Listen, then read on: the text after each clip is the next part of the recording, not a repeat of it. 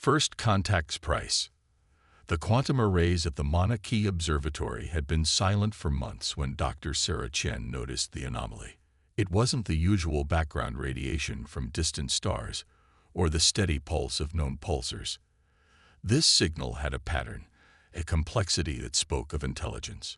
Director Martinez, she called, her voice steady despite her racing heart. I think you need to see this. The signal's structure defied conventional analysis. It seemed to exist in multiple quantum states simultaneously, carrying information densities that shouldn't have been possible. As Sarah and her team worked through the night, they realized they weren't just detecting a message. They were witnessing the fingerprint of a technology that could manipulate the fundamental forces of reality. They named the signal the Sylvani Pulse, after the ancient forest spirits who danced between worlds.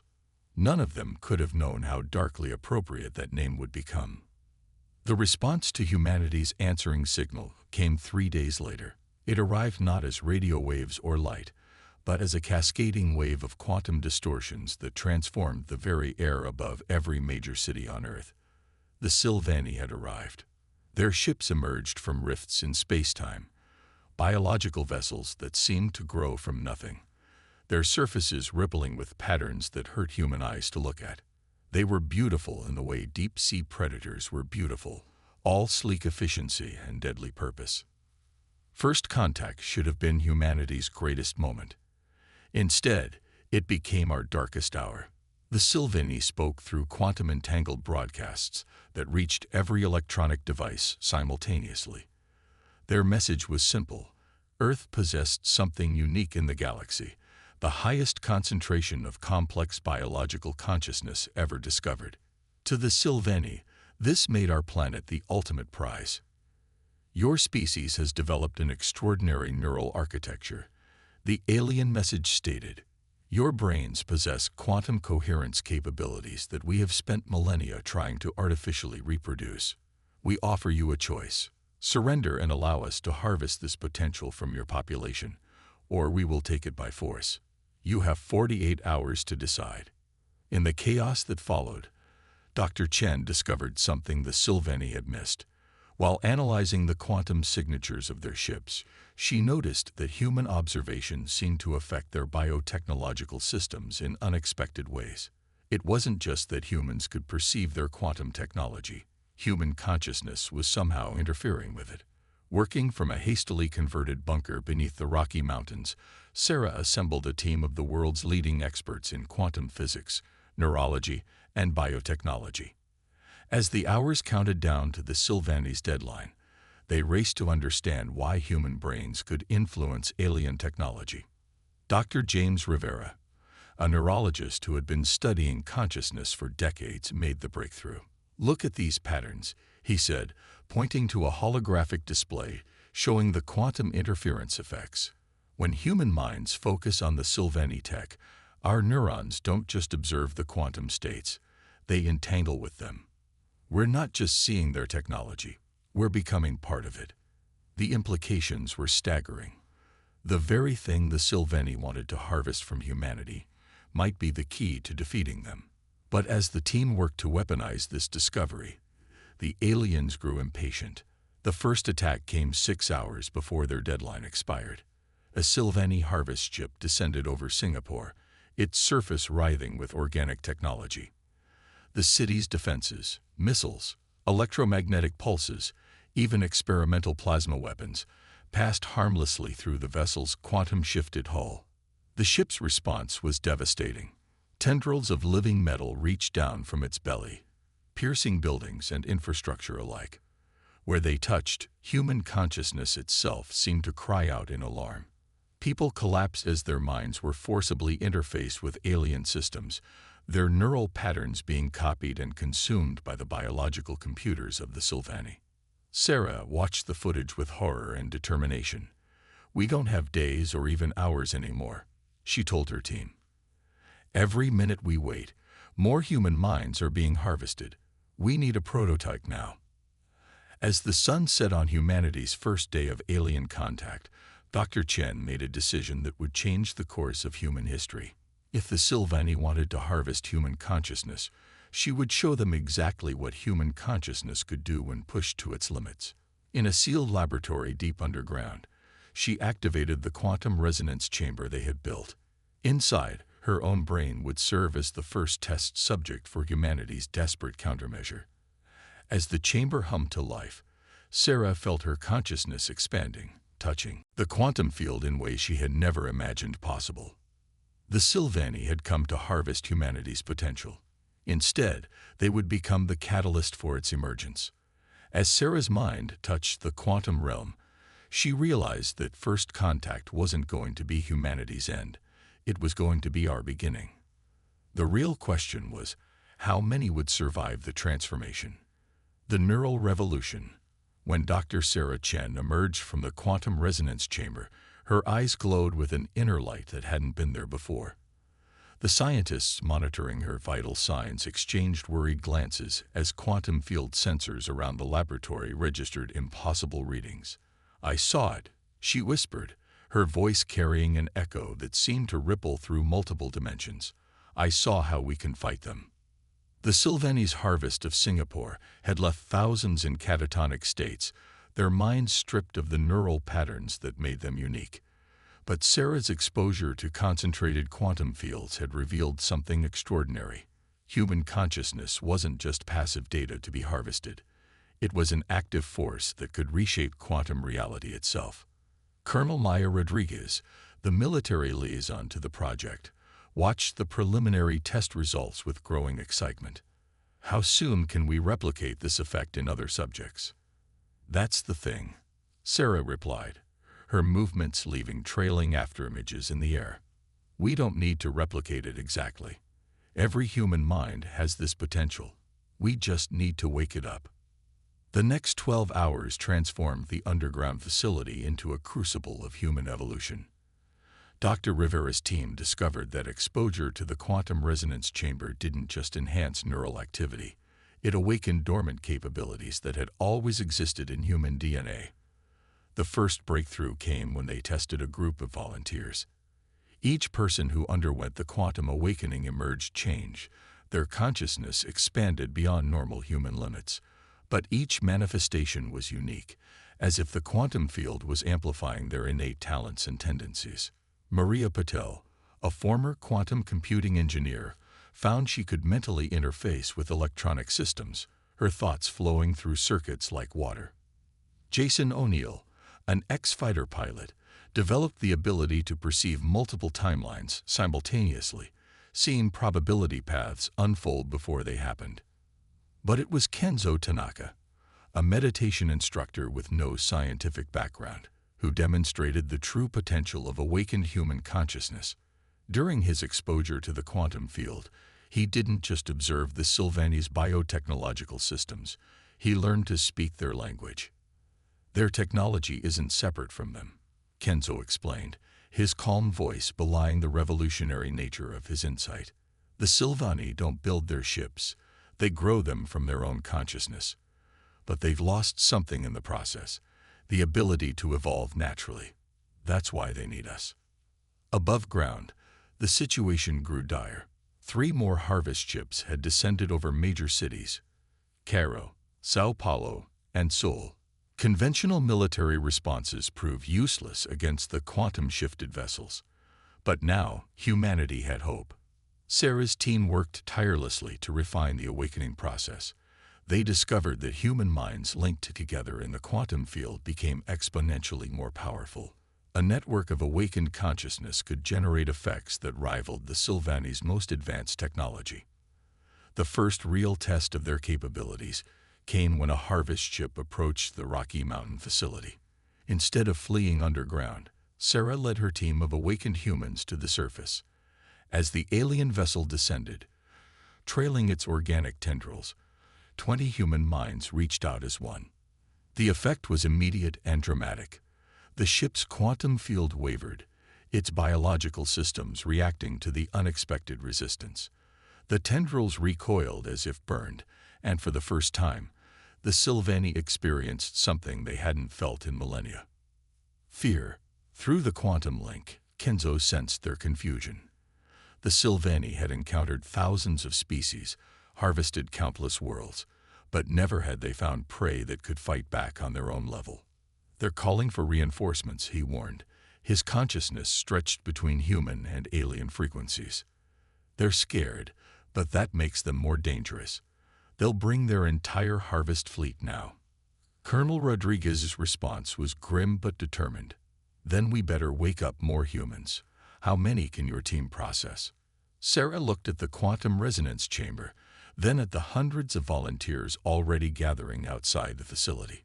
"All of them. We wake them all." The neural revolution had begun. Across the globe, as news spread of humanity's resistance, people flocked to hastily constructed awakening centers. Each successful transformation added another consciousness to humanity's quantum defense network. But the Sylvani weren't going to wait for humanity to fully awaken. Their harvest fleet emerged from quantum space, not dozens of ships this time, but thousands. As they approached Earth, however, they encountered something unprecedented, a planet whose inhabitants were rapidly evolving beyond the Sylvani's ability to control. Sarah stood at the heart of the quantum network, her consciousness linked with thousands of awakened minds. The Sylvani had come to harvest human potential, but they were about to discover that potential was not something that could be taken, it had to be earned. As the alien fleet descended toward Earth, humanity prepared for a battle that would be fought not with weapons, but with the power of awakened minds. The question was no longer whether humans could resist the harvest, but whether the Sylvani could survive encountering a species in the midst of its own evolutionary transcendence. Project Sunbreak. In the 2 weeks since the neural revolution began, humanity had changed more than it had in the previous 10,000 years. But Dr. Sarah Chin knew it wasn't enough. The awakened human consciousness network was powerful, but the approaching Sylvani harvest fleet was vast beyond imagination. That's when Dr. Aisha Hassan, a solar physicist from Egypt's Helwan Observatory, made a discovery that would transform the conflict. She had been studying the quantum resonance patterns of awakened humans when she noticed something extraordinary. Their neural emissions matched the quantum signature of solar plasma. "The sun isn't just a nuclear furnace," Aisha explained to the gathered leaders of Earth's resistance. "It's a quantum engine on a cosmic scale, and our awakened minds are naturally attuned to its frequency." Project Sunbreak was born from this revelation. If human consciousness could interface with solar energy at a quantum level, they might have a weapon powerful enough to challenge the entire Sylvani fleet. The first tests were conducted at a secret facility in the Atacama Desert. Aisha and Sarah worked with a team of awakened humans to establish a quantum link with the sun's corona. The results exceeded their wildest expectations. Through the quantum network, awakened humans could draw upon solar energy directly, channeling it through their enhanced consciousness. The power was intoxicating and terrifying. Elena Volkov, a former Russian quantum physicist, was the first to successfully maintain a stable solar connection. Her body glowed with contained stellar fire, her thoughts riding waves of plasma that could reshape matter itself. "It's like having a star inside your mind," she described, her voice carrying harmonics that made the air shimmer. "We're not just channeling the sun's energy, we're becoming one with it." But the power came with a price. The human body and mind were never designed to contain stellar forces. The first volunteers who attempted to channel too much solar energy burned out, their consciousness scattered across quantum space. Kenzo Tanaka's meditation techniques proved crucial in developing control. He taught the awakened humans to approach solar fusion, not as a force to be commanded, but as a dance partner in quantum space. "The sun is alive in its own way," he explained to each new group of solar initiates. "It doesn't respond to demands, it responds to harmony." As Project Sunbreak's successes mounted, the Sylvani fleet drew closer. Through their quantum connections, awakened humans could sense the aliens' growing unease. The harvest fleet had encountered something unprecedented, prey that was rapidly evolving beyond the hunter's comprehension. Colonel Rodriguez coordinated with military forces worldwide to prepare Earth's conventional defenses, knowing they would be crucial in supporting the solar warriors. But the true battle would be fought in quantum space, where human consciousness merged with stellar fire. The breakthrough that turned the tide came from an unexpected source. Lai Wei, a teenage girl from Chengdu who had been in a quantum physics program for gifted students, saw a pattern no one else had noticed. "We're thinking too linearly," she said during a project review. "The sun doesn't just emit energy. It's a quantum nexus point for the entire solar system. If we link through it correctly, we can use its gravity well to trap the Sylvani ships in normal space." The implications were staggering. If they could force the alien vessels out of quantum shift, Earth's conventional weapons would become effective again. But the coordination required would be unprecedented. Thousands of awakened minds working in perfect harmony through the solar quantum network. Sarah and Aisha worked frantically to implement Li's insight, knowing the harvest fleet would arrive within days. They constructed massive quantum resonance amplifiers at strategic points around the globe, each designed to channel solar energy through the awakened human network. The first full-scale test of Project Sunbreak lit up the quantum sensors across the solar system. 1,000 awakened humans, linked through the quantum network and connected to the sun's corona, generated enough power to briefly warp space-time itself. In orbit, astronauts on the International Space Station reported seeing auroras of impossible colors as human consciousness merged with solar plasma. The quantum distortions were visible from Earth as ribbons of light that danced across the sky, a preview of the forces that would soon be unleashed. But even as humanity prepared its stellar defense, the Sylvani made their own preparations. Their harvest fleet carried weapons that could drain the life force from entire planets. They had conquered 17 star systems before reaching Earth, and they had no intention of letting their greatest prize escape. As the fleet entered the outer solar system, Sarah gathered the leaders of Project Sunbreak. "Everything we've learned, everything we've become, has led to this moment," she said, her consciousness resonating through the quantum network. The Sylvani came to harvest human potential. Instead, they're about to witness that potential fully unleashed. In quantum space, human minds merged with solar fire, preparing for a battle that would determine not just the fate of Earth, but the future of consciousness itself in the galaxy. The hunters were about to learn why challenging humanity's potential had been their greatest mistake. Solar warriors. The Sylvani harvest fleet emerged from quantum space near Jupiter's orbit, their bioorganic ships darkening the space between the stars. Through the quantum network, Earth's defenders felt the aliens' confidence and their hunger. They had come expecting to find frightened prey. Instead, they found an awakened predator. Elena Volkov stood in the primary control chamber of the Atacama facility, her consciousness already reaching out to touch the sun's corona. Around her, 1,000 other awakened humans prepared for humanity's first coordinated stellar strike. "Remember your training." Kenzo's calm voice resonated through the quantum network. "Don't fight the solar flow. Become one with it. We are not weapons, we are conductors." The Sylvani struck first. Their lead ships launched quantum-shifted harvester beams, reaching across space to drain the life force from their target. But Earth was ready. At Sarah Chen's signal, the quantum resonance amplifiers activated worldwide. 1,000 awakened minds opened themselves to solar fire, their consciousness riding waves of plasma through quantum space. The harvester's beams met a wall of stellar energy that didn't just block them. It followed them back to their source. The aliens' confusion rippled through quantum space. Their ship's biological systems recoiled from the touch of solar-enhanced human consciousness, experiencing for the first time what it felt like to be the prey. Lai Wei, coordinating from the Chinese Quantum Center, saw the pattern she'd predicted forming. The solar gravity web is working. Their ships are being pulled out of quantum shift. Through the network, humanity watched as the first wave of Sylvani vessels was forced into normal space. Their bioorganic hulls, usually phase-shifted beyond conventional weapons reach, became solid targets. Colonel Rodriguez didn't waste the opportunity. Earth's combined military forces launched a coordinated strike. Missiles and energy weapons that had once passed harmlessly through alien ships now found their marks. 3 Sylvani vessels erupted in quantum fire, their deaths sending ripples of shock through the alien network.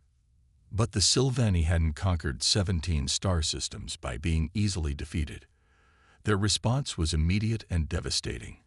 The Harvest fleet released swarms of quantum parasites, biological weapons designed to infect and corrupt conscious networks. They're trying to poison the quantum field. Aisha's warning rang through the network. Everyone, strengthen your solar shields. The battle transformed into something beyond traditional combat. In quantum space, human consciousness merged with solar plasma fought against alien biotechnology. The parasites found themselves burned away by stellar fire before they could infect the human network.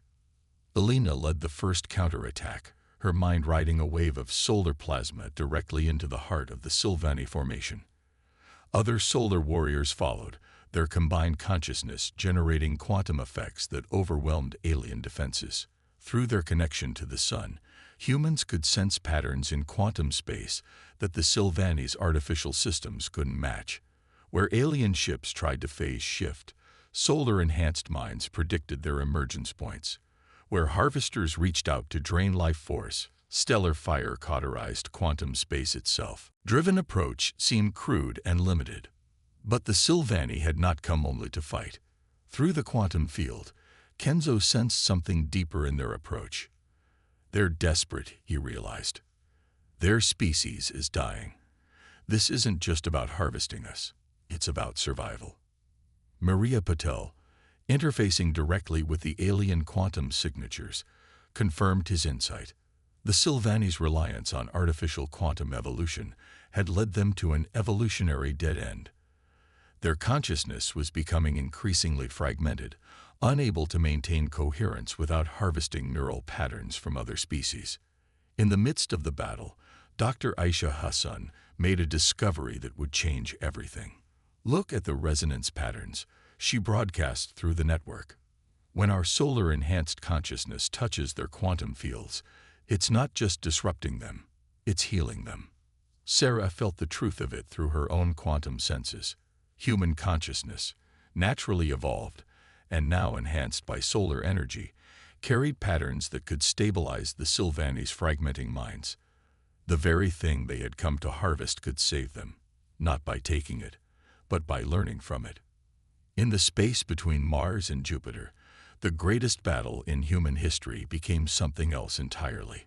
As solar warriors engaged the Sylvani fleet, they began transmitting not just energy, but understanding. Through the quantum network, humans shared the key to their evolution, the ability to grow and change naturally, enhanced by solar energy, but never dominated by it. The first Sylvani ship to transform was one of their smallest vessels. Its bioorganic structure stopped fighting the solar quantum field and began resonating with it instead. The change rippled through its systems, stabilizing its quantum patterns in ways its creators had thought impossible. Others followed, slowly at first, then in growing numbers. The Sylvani discovered that by accepting change, rather than trying to control it, they could evolve beyond their self-imposed limitations. Lai Wei, whose young mind saw patterns others missed, created the bridge between species. She showed the Sylvani how to adapt human quantum techniques to their own biology, creating a hybrid approach that offered hope for both civilizations. The battle became a dance, then a collaboration, then something entirely new. Solar energy flowed through human and Sylvani consciousness alike, breaking down the barriers between species. In quantum space, the distinction between organic and artificial, between evolved and engineered, began to blur. Sarah Chen, who had started this journey by noticing an anomalous signal from space, watched as humanity and the Sylvani took their first steps toward a shared future. The hunters had become partners, and together they would explore potentials neither species could have achieved alone. As the transformed Sylvani fleet settled into orbit around Earth, their bioorganic ships now resonating in harmony with human quantum frequencies, Sarah realized that first contact had served its true purpose. It hadn't been about conquest or survival, but about catalyzing the next step in conscious evolution. The dawn of the star children had begun, a new form of life that merged the best of both species with the quantum energy of stars themselves. As the first hybrid consciousness emerged, combining human adaptability with Sylvani quantum mastery, the galaxy itself seemed to hold its breath in anticipation. Humanity had not just survived its trial by fire. It had transformed it into an opportunity for universal growth. The stars themselves beckoned, promising not conquest or harvesting, but an endless frontier for consciousness to explore and evolve. The future, like quantum space itself, held infinite possibilities. And now, two species who had met as predator and prey would explore those possibilities together, their shared consciousness riding waves of stellar fire into the unknown. The space around Jupiter became a battlefield unlike anything in human or Sylvani history. Quantum effects rippled through reality as solar warriors dueled with harvest ships. Conventional Earth forces struck at every vessel pulled into normal space, while the awakened human network prevented the aliens from escaping back into quantum shift. But the Sylvani still outnumbered Earth's defenders. For every ship disabled or destroyed, 3 more took its place. The strain on the human quantum network grew as solar warriors pushed themselves to their limits. "We can't maintain this level of solar channeling much longer," Sarah warned, feeling the exhaustion rippling through the network. "We need to find their command node." It was Maria Patel's electronic warfare expertise that provided the crucial insight. Their ships aren't just connected, they're dependent on each other. The quantum parasites are being controlled from a central point. If we can overload that. Kenzo's consciousness stretched through the quantum field, sensing the patterns of alien communication. There, he identified. The signal is coming from the largest vessel at the fleet's core. The Sylvani command ship was a massive organic construct, easily the size of a small moon. Its surface writhed with quantum distortions that hurt human minds to look at directly. But through the solar network, Earth's defenders could see its weakness. "All solar warriors, converge on my signal," Elena commanded. "We hit them with everything we have. Pour all your solar energy into one concentrated burst." The human quantum network pulsed with power as every awakened mind channeled the sun's fury toward a single point. The Sylvani realized the danger too late. Their command ship's quantum fields buckled under the combined assault of 1,000 solar-enhanced consciousness-wielding stellar fire. For a moment, space itself seemed to hold its breath. Then the command ship's quantum core destabilized. The resulting explosion rippled through both normal and quantum space, disrupting every Sylvani vessel connected to the central network. The Harvest fleet's perfect coordination shattered. Ships began appearing randomly in normal space as their quantum fields failed. Earth's conventional forces struck ruthlessly at every target that materialized. But even as humanity celebrated its first major victory, Sarah Chen felt a deeper truth through the quantum network. This battle was only the beginning. The Sylvani would return, and next time they would be prepared for humanity's solar weapons. The real question was, could humanity evolve fast enough to meet the coming storm? Dawn of the Star Children. 3 months after humanity's first victory over the Sylvani Harvest fleet, Earth had become something unprecedented in galactic history. The awakening spread exponentially, as each new consciousness added to the quantum network made it easier for others to join. Dr. Sarah Chen stood in the transformed Mauna Kea Observatory, her enhanced perception taking in both the physical world and the quantum realm simultaneously. Through the network, she could feel the approaching storm. The Sylvani were returning, and this time they had brought their entire civilization. "They've committed everything to this harvest," Kenzo reported. His consciousness stretched across the solar system.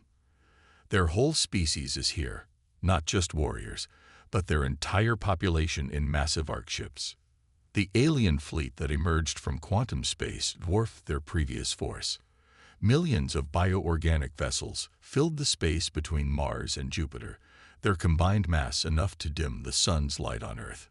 But humanity wasn't the same species they'd first encountered. Project Sunbreak had evolved beyond its creator's dreams. The quantum network now connected over 1 billion awakened minds, each capable of channeling solar energy in unique ways. Lai Wei, now leading Earth's quantum defense strategy despite being only 17, had developed new techniques for solar manipulation. "They think they're coming to end this war," she said, her young voice carrying the weight of ancient wisdom. "They're coming to begin their own evolution." The Sylvanis' opening move demonstrated their adaptation to human tactics. Their ships generated quantum interference fields designed to disrupt the connection between human consciousness and solar energy. But humanity had prepared for this. Elena Volkov, leading the first response team, showed what 3 months of evolution had created. Her consciousness didn't just channel solar energy, it had become one with it. Where the Sylvani expected to find a network to disrupt, they found instead a new form of quantum existence. "Now," Elena commanded, and 1 million human minds moved as one. The battle that followed transcended conventional understanding of warfare.